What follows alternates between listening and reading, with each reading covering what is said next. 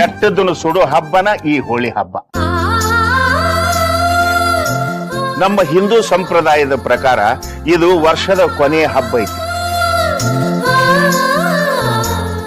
ಕಳೆದ ವರ್ಷದ ಕೆಟ್ಟದ್ದನ್ನ, ನೋವನ್ನ, ತಪ್ಪುಗಳನ್ನ ಬೆಂಕಿಯಾಗ ಹಾಕಿ ಸುಟ್ಟು ಹೊಸ ಹೊಸ ಬಣ್ಣ, ಹೊಸ ಹೊಸ ಕನಸುಗಳಿಂದ ಬರುವ ಈ ಹೊಸ ವರ್ಷನ ಸ್ವಾಗತ ಮಾಡ್ರಿ ಅಂತ ಹೇಳು ಹಬ್ಬ ಐತಿ.